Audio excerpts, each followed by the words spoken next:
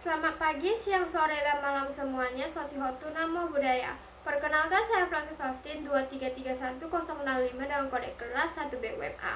Pada kesempatan kali ini saya ingin menjelaskan mengenai dua video yang dibawakan oleh Cornelis World dan Biku Utama mengenai karma dan pengaruhnya dalam kehidupan. Pada video yang pertama dijelaskan oleh Cornelis World bahwa karma berasal dari bahasa Sanskerta kar yang artinya perbuatan, di mana perbuatan tanpa didasari oleh niat tidak dapat disebut karma. Misalnya, ketika kita sedang berjalan, tanpa sengaja kita menginjak daun, di bawah daun terdapat binatang dan binatang tersebut mati.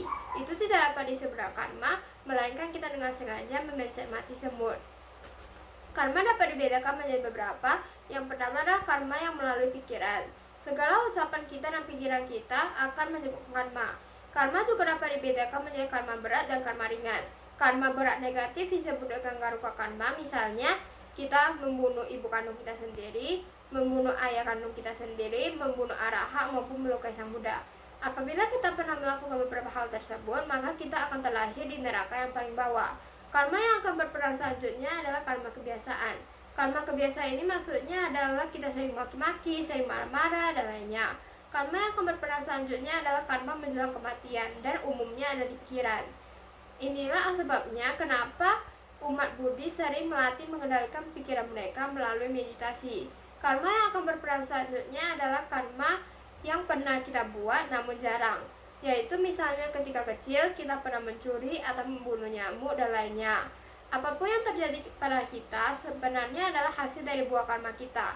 Kita sudah diatur oleh karma sejak kita lahir, misalnya dalam kondisi apa, dalam keluarga apa, hidup seberapa lama, dan lainnya. Itulah sebabnya kenapa kita harus belajar hukum karma. Kita menjadi tahu mana yang harus kita lakukan dan mana yang kita tidak boleh lakukan. Pada video yang kedua dijelaskan oleh Biku Utama bahwa karma merupakan perbuatan yang didasari oleh niat. Karma merupakan niat baik ataupun buruk yang kita lakukan. Karma yang pertama adalah karma melalui orang tua, karma kelahiran. Karma kelahiran ini maksudnya adalah kita tidak dapat memilih orang tua kita siapa. Orang tua kita kaya, kita akan kaya. Orang tua kita miskin, kita juga akan miskin. Karma kedua adalah karma yang mendukung kelahiran tersebut, misalnya fisik. Orang tua kita cantik, maka kita juga akan cantik. Orang tua kita jelek, maka kita juga akan kurang.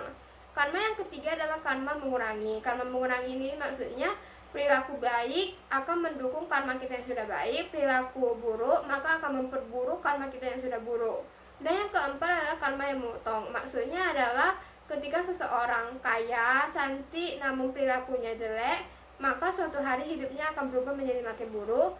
Dan ketika seseorang itu miskin, jelek, namun perilaku dia baik, maka dia juga akan menjadi baik suatu hari saat nanti. Karma melalui pikiran ini maksudnya adalah karma yang dibuat melalui pikiran. Misalnya ketika seseorang melihat HP temannya bagus dan dia dalam pikiran berpikir bahwa dia ingin mencuri, maka itu adalah karma yang dibuat oleh pikiran. Sebenarnya pikiran itu adalah pelopor dari segalanya, maka kita harus mengendalikan pikiran kita melalui hal-hal positif, misal meditasi. Yang dapat mengubah karma kita adalah kita sendiri. Dan maksud dari karma dan pengaruhnya dalam kehidupan adalah apapun yang kita lakukan akan mempengaruhi jalan hidupnya kita. Jadi sekian dari saya, terima kasih. Namo Buddhaya.